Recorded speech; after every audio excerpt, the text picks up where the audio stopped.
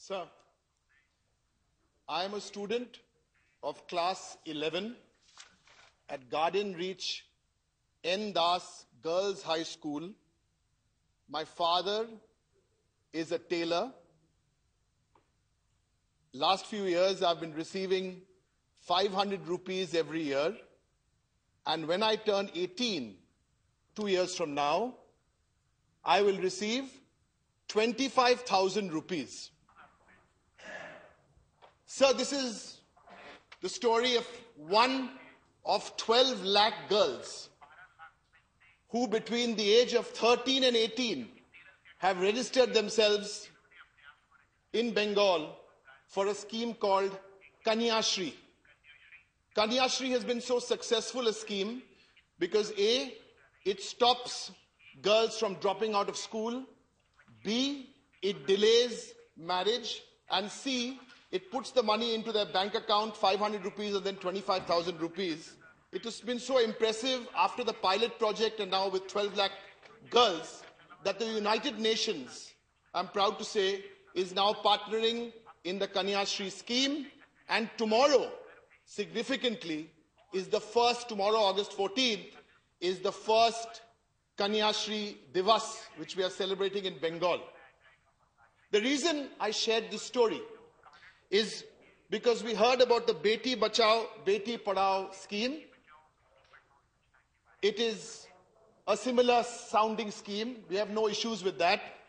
But my humble request to the Ministry of Women and Child Development is that this is one example I've given you from Bengal. There are others, for example, the Shwabolam Ban, where the residents of government and NGO homes are being recruited into ICDS projects, or another scheme called Sukanya, where trafficking welfare homes for victims of torture go to the State Resource Center. So these are some examples, and I believe that there are examples not only in Bengal, but in Maharashtra, in Kerala, in Tamil Nadu, everywhere. So the first focus of the ministry should be to examine those schemes which have been piloted, which have been rolled out, which have been successful on the ground. Doesn't matter if you want to change the name, but use those schemes which the states have used. You spoke a lot about cooperative federalism. This is one very good example of ready-made cooperative federalism at work. So the second point I wish to make today is about implementation of existing laws. I only want to bring you two examples because I think we have enough laws, but the two specific examples of implementation. The first is the Law for Protection of Women from Domestic Violence Act.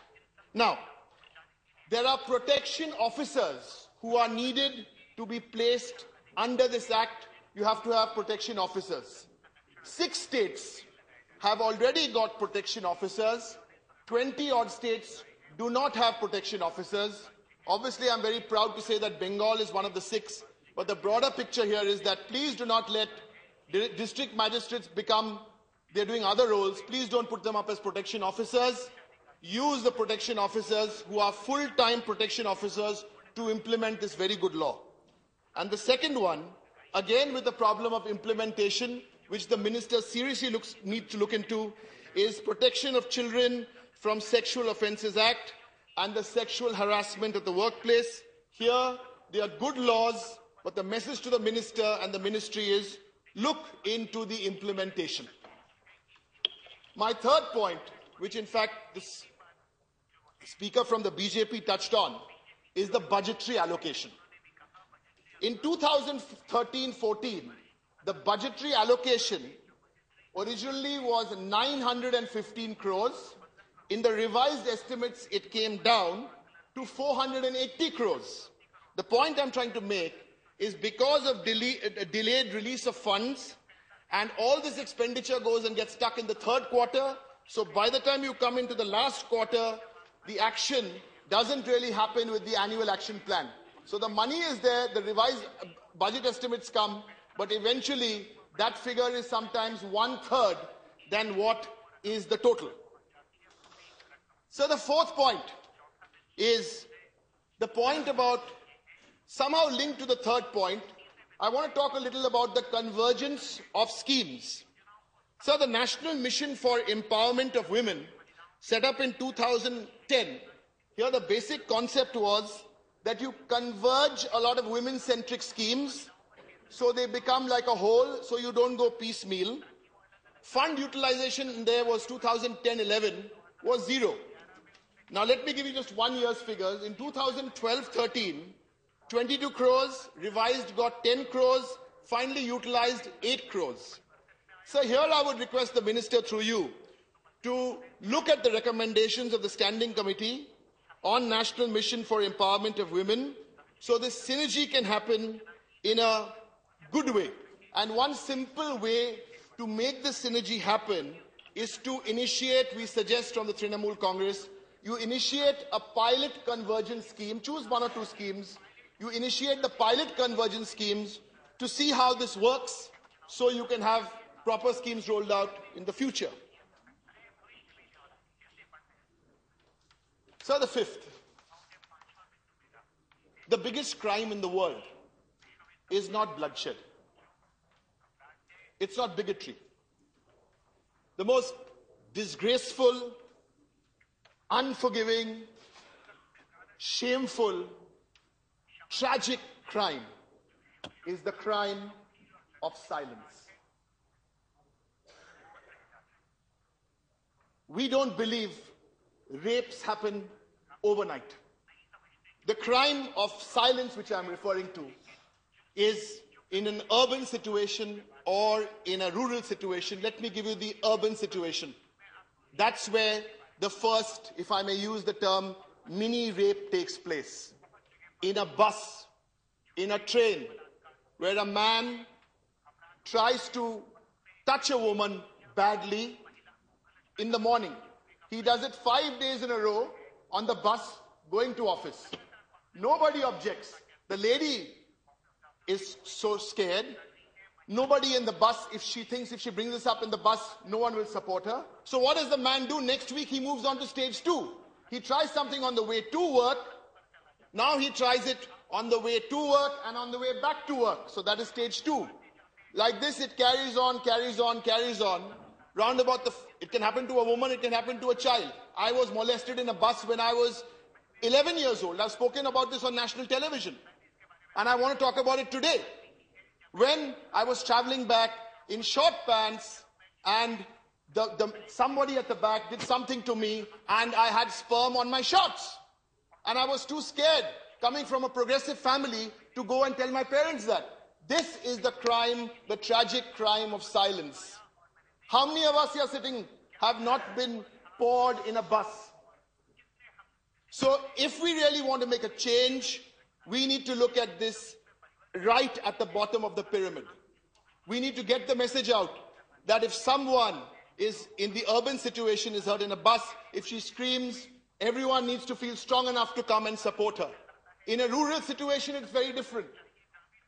When a woman goes to the toilet, a lot has been spoken about this. I've seen this happen in front of my eyes in 2008 in the Great Singhud agitation. Taposhi Malik, who is today considered a martyr in Bengal for the cause she stood up for. Taposhi Malik lost her life. Why? Because she went at 4:30 in the morning before dawn to an open toilet. So what we do in the bus, or if we only have close all the toilets, we're not going to solve this problem, which is a much bigger problem, sir. Because this impunity of behavior gives us, as males, more power to continue with this impunity of behavior. And I must make a slight digression here, with your permission, sir. I noticed that in the Rajya Sabha, there are 29 people speaking on this subject. 13 are ladies, 16 are men. I think this is good, because men need to speak more on this subject, because they are the cause of all the problems. In the Lok Sabha, I'm told, 80% of people who spoke, with all due respect to them, were ladies and 20% were men. I want to come back to this other big point, sir, about where do we address this point? Where do we address this? We have to address it at 4 levels, at 4 places, because otherwise these arguments become too complicated and we don't really realize where they start, where they finish. The 4 levels are SHIP: school, home, institution, public place. If we look at everything and put it under these 4 heads, we would have been going in the right direction. So, not a very interesting and a very sad statistic. We in India have killed more female fetuses in the last 10 years than the population of Greece and Sweden put together. Now, there are enough laws in place, but in the last 10 years, 143 people have been convicted in the last 20 years. The law is there, but we need to get this law to work in a more useful manner. And here I have 2 suggestions, both related to the Women and Child Development Ministry, working closely in conjunction with 2 other ministries. For female feticide, it is very, very important that the Women Child Department, along with the Health Department, they must make this happen together. I'm told in 1 or 2 states, not mine, but in 1 or 2 states, they have a software where when the ultrasonography is being done, you register it, it gets registered as female, so a doctor can't tinker around. So one is working closely with the Women and Child Department and the Health Department, and the second one, where I suggest you work closely with the HRD Department and the Women in Child. So we will not have repeats of what happened in Bangalore or what is happening across the country where, and this is a subject close to my heart, where in schools children are being abused. For example, if a ministry wants to send out an advisory to schools, for example, have female security guards. I mean, that's what in a girls' school. Who does this? Will Women and Child do it, the advisory, or will the HRD ministry do it? So this is my last suggestion, to bring it in the coordination. Make the coordination better. Sir, to sum up, I'm leaving you behind, and I understand the minister is not here because she's in the Lok Sabha, that's fair enough. Leaving you behind with 5 or 6 thoughts. 1, use the ideas which have been used by the states, study those ideas, implement them at the national level. 2, ensure that laws are implemented better. I gave you the example of the protection officer. 3, closer cooperation between the HRD ministry, the health ministry, and the Women and Child ministry. 4, the point I made about budgetary convergence and budgetary allocation. 5, the tragic crime of silence. With those words, sir, I wish to end so more Halima Khatuns can live happier lives across our nation. Thank you, sir. Thank you.